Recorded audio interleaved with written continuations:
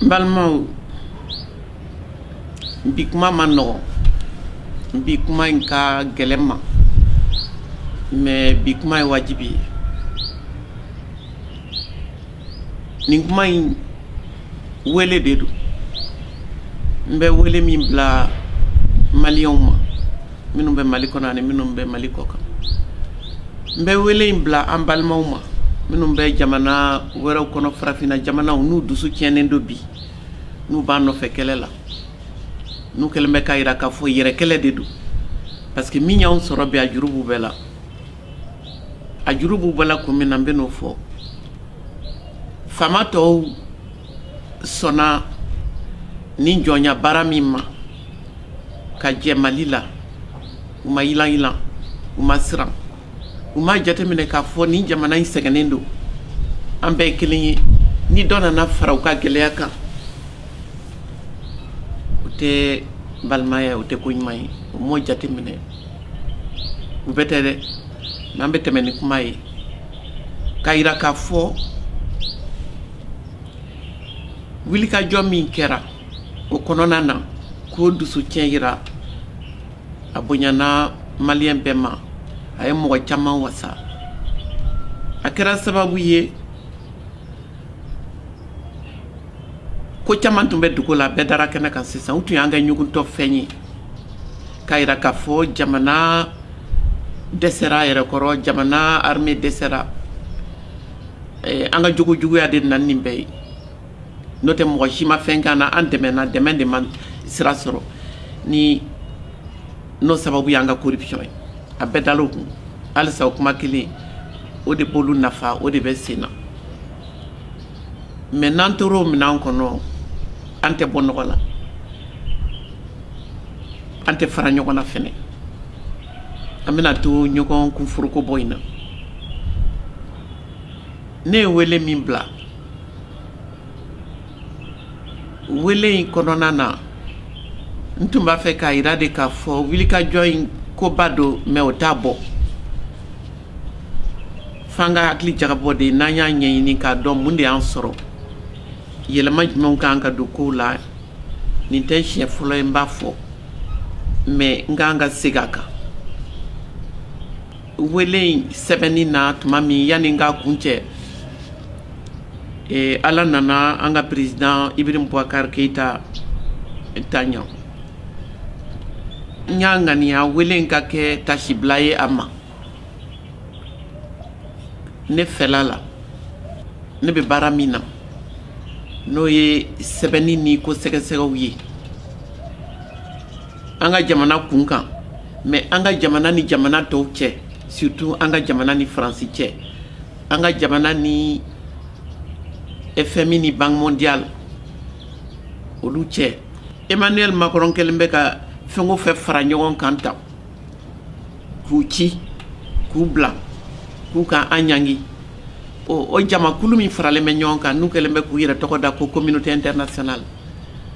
ala y'a kɛ kabini bi tɛ ye n ka baara bɛɛ olu n'an cɛ an ka jɛ sigilen bɛ mun kan anw ka ɲinini ye mun ye n'an bɛ se k'o sɔrɔ ou bien n'an tɛ se k'o sɔrɔ o jɛ kɔnɔ ne ka baara b'o o de kan o de y'a to ne tɛ se ka taa ni kuma ye sira wɛrɛ fɛ min t'o sira ye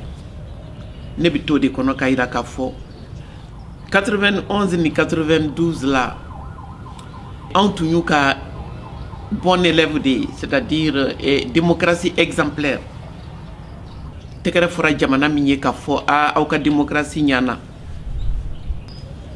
munna mouvement démocratique ma se ka sira sɔrɔ a ye minnu promesse minnu ta a ma se k'o réaliser munna Ibrahim Boubacar Keïta yɛrɛ ye fanga ta 2013 la a ye layidu minnu ta a ma se ka a caman kili o de ye sujet yɛrɛ ye ne fɛla la min ye mouvement démocratique bali u tun ka ɲinini ye min ye min y'u bali k'u ka objectif atteint min ye Ibrahim Boubacar Keïta yɛrɛ bali min tun ka d'a ye o ka kɛ o kelen de bɛna a ka successeur bali ka jamana bɔ nɔgɔ la tant que an ma ɲɔgɔn ɲininka démocratie ye mun ye anw jɔyɔrɔ ye mun y'a la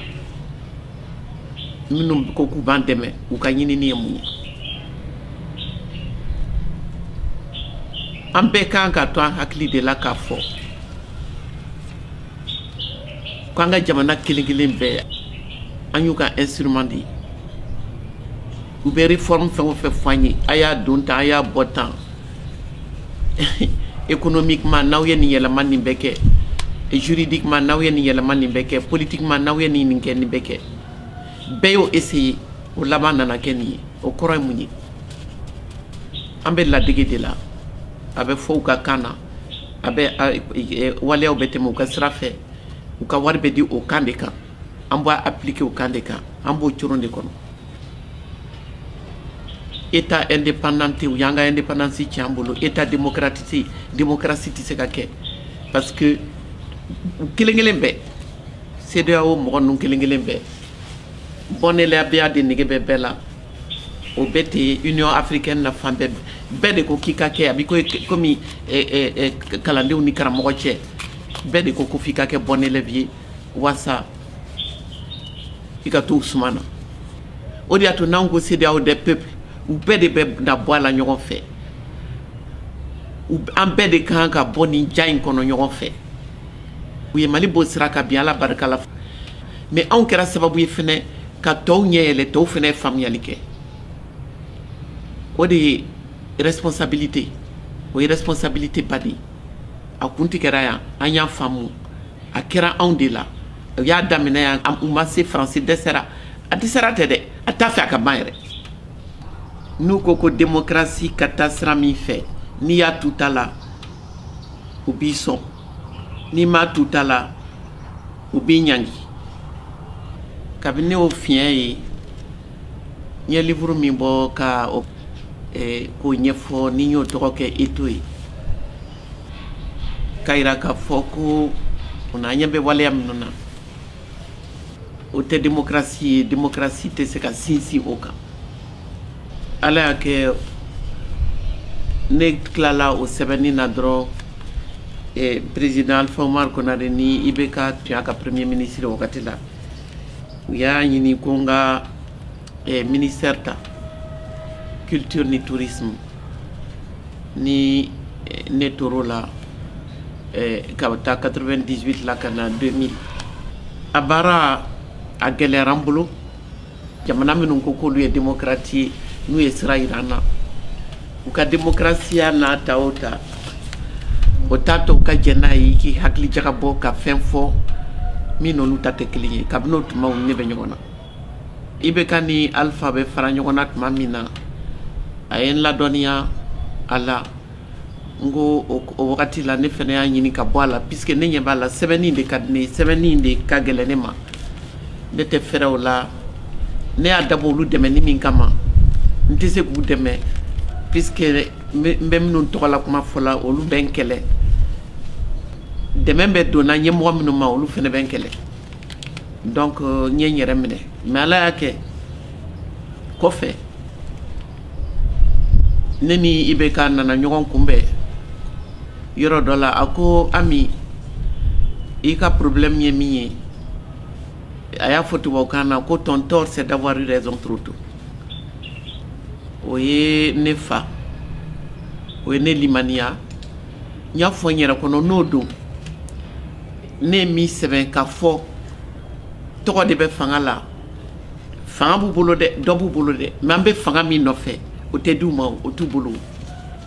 u ni jamanadenw ka sigi ka kuma ka bɛn kɛ ka fɔ jamana bɛ se ka yɛlɛma an bɛ se ka taa direction min na ka démocratie sinsin o kan an dɛmɛbagaw tɛ jɛn n'o ye olu ko démocratie min olu ka nafa bɛ min na u b'o de ɲini a bɛ fɔ minnu ma bloc de l'est ni bloc de l'ouest occidentaux ni Russie ni tɔw olu tun bɛ ɲɔgɔn na tuma min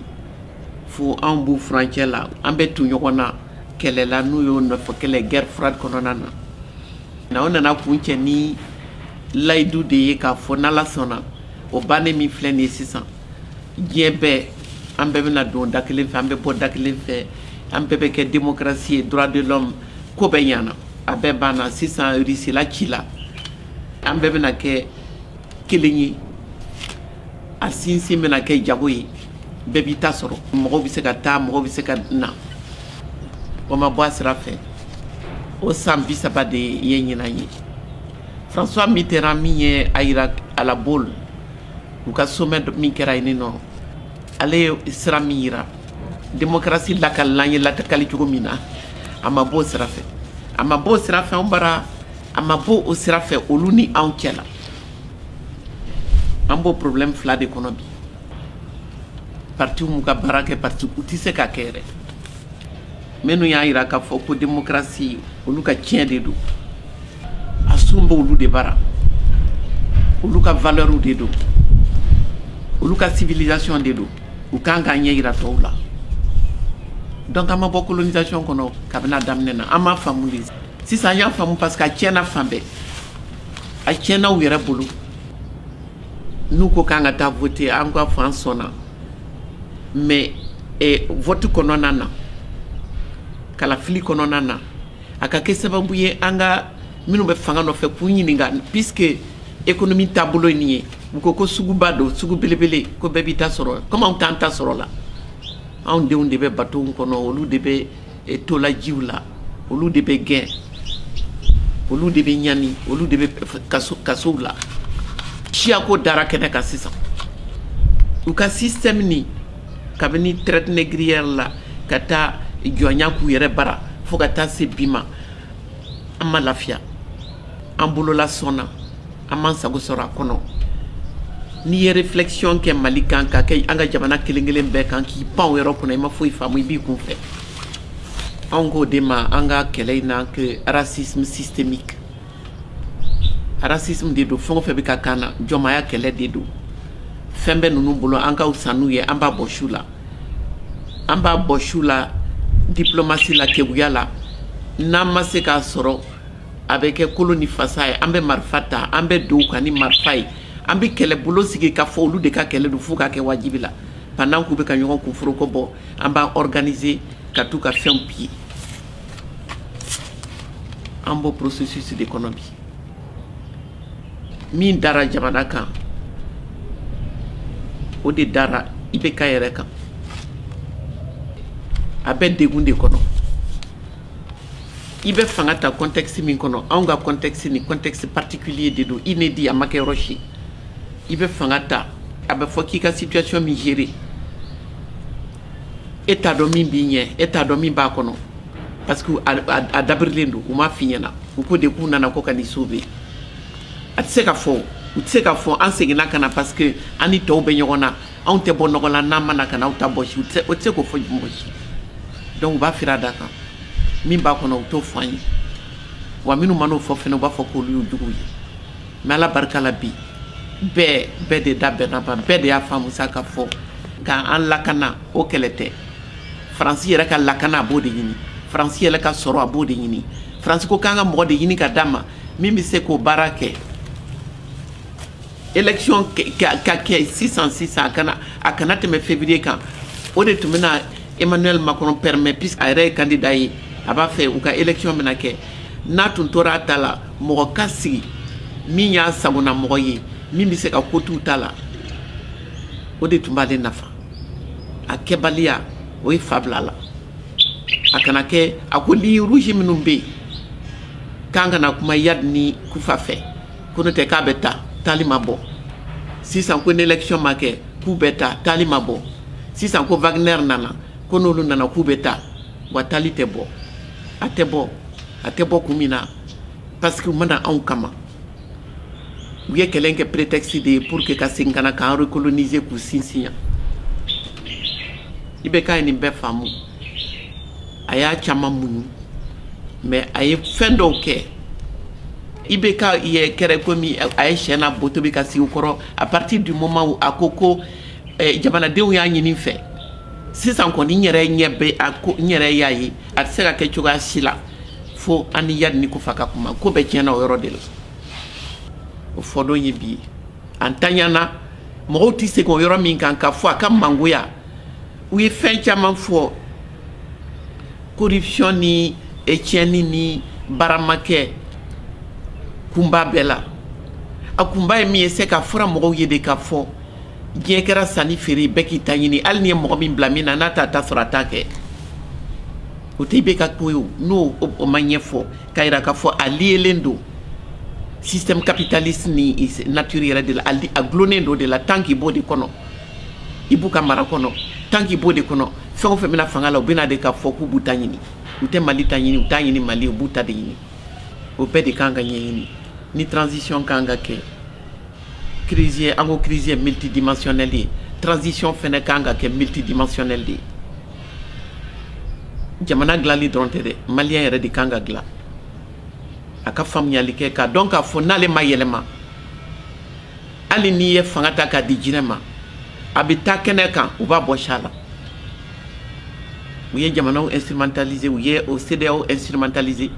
peuple yɛrɛ instrumentalisera puisque u bɛ tɔɲɔ min bɛ da peuple kan o tɔɲɔ de b'i pousser ka bɔ ka taa kɛlɛ kɛ k'a fɔ k'i bɛ démocratie nɔfɛ u dun y'a dɔn u bɛ min d'i ma démocratie tɛ démocratie ladege de don mais an bɛ ka min yɛrɛ ladege o yɛrɛ tiɲɛna u yɛrɛ fɛ yen n y'a fɔ ka ban o de la ne ko bi an ka kow lajɛ ji ɲɛma jɔlen de la fɛn o fɛn b'a fɔ k'i bɛ nin kɛlɛ kɛ u si tɛ nalen sécurité ni paix mɔgɔninfinw ka sécurité base la u bɛ na entreprise ka sécurisation an'u ka intérêt sécuriseli kuma bolo de kan n bɛ min ɲini aw fɛ aw ka dɔn k'a fɔ cause bɛ c'est-à-dire a sun ani conséquences a bɛ na ni minnu ye n bɛ min fɔ aw ye n'o y'u ka modèle économique ye n'u b'a fɔ o ma ko mondialisation n'anw b'o kɛlɛ la ko mondialisation néolibérale n'o o ko bɛɛ ye wari de ye hali n'i ye nɛgɛ ta i ɲin na olu u ko wari de hali n'u bɛ tagama bɛɛ su kan yan ni nɔ walasa olu yɛrɛ ka entreprise ka marché u ka lafiya mais hali yen ni nɔ n'an ma se ka fɛn faamu an yɛrɛ ka situation na n'an y'olu ka situation lajɛ an b'an ta faamu o de y'a to transition ye ni transition si man kan une transition de rupture parce que an y'a faamu tɔw b'an lajɛ tɔw ka juru b'an na dɛ minnu b'an dɛmɛ na n'u b'an an balima minnu bɛ k'an dɛmɛ n'an dɛmɛbagaw u bɛ k'an lamɛnna de anw bɛ ka mun f'u ye an bɛ se ka min f'u ye Maliko la n'an taara ka taa bɛɛ mɔmɔ ka di ɲɔgɔn ma k'a fɔ ko cɛ kelen k'o de ye jamana bali ka taa ɲɛ k'o de ye kɛlɛ bali ka ban ko tiɲɛni de kɛra corruption kɛra o bɛɛ kɛra o si ma ɲa o bɛɛ bɛ condamné an kan k'o condamné mais an bɛ se k'o bali cogo di an tɛ se k'o bali tant qu'an b'olu ka système in kɔnɔ u bɛ mɔgɔ de ɲini Macron y'a fɔ a ka so a yɛrɛ ka mɔgɔw ye ko ani minnu bɛ ɲɔgɔn na ko minnu ma sɔn boloci ma ko il va les emmerder jusqu'au bout a b'o de la yan a b'a fɛ ka Assimi Goïta an ka président ko emmerder jusqu'au bout mais o y'a sɔrɔ a n'a ka Jean-Yves Le Drian a n'a ka Florence Parly olu de ye IBK emmerder jusqu'au bout k'a ni tɔɔrɔ minɛ bolo ma sɔrɔ fanga la an ka démocratie sinsin ye min ye élection dɔrɔn bɛɛ ko élection de mɔgɔ si t'a ɲini ka taa ni kuma ye nin sira fɛ ka dɔn k'a fɔ est ce que n'ale bɔra ye ni mɔgɔ wɛrɛ nana o bɛ se a dɛsɛra min na o bɛ se k'o dilan wa o tɛ se o an bɛ se u bɛ ka ɲɔgɔn ɲininka bi ko est ce que situation min créelen filɛ nin ye a bɛna kuncɛ cogo min puisque wari bɛna gɛlɛya fɛn bɛɛ bɛna gɛlɛya yɛlɛma tuma de sera transition b'a fɛ ko a caman ɲɛɲini n ye wele in titre kɛ de grâce abandonnée nous puisque ko n'u y'a taara ko n'olu tuma na ko Mali yɛrɛ tun tɛ exister bilen ko n'u taara o y'an ta tiɲɛnen ye mais comme u yɛrɛ ta ma ɲɛnabɔ ne k'o de la sa n ko vraiment Ala ni tiɲɛ na u ka taa quoi u ka taa n'u ka marifaw n'u ka militaires ye u ka taa n'u ka franc CFA ye u ka taa n'u ka nkalon ye u ka taa n'u ka jɔnmaya ye u ka taa n'u ka racisme ye u k'an to an dama na u k'u to an yɛrɛ k'an débrouiller k'an hakili jagabɔ n'an bɛ se ka min k'an yɛrɛ ye an ka se k'o kɛ o hakilina fɛ ka fɔ aw ye k'a ɲini aw fɛ halisa ka dɔ fara an ka dɔnniyaw kan min b'an permet an kana ɲɔgɔn labila u ye n bɛna kuma kuncɛ n'o ye k'a yira k'a fɔ n ka foli bɛ IBK ye ne ko ni yafara ma bɛ dugawu k'a ye.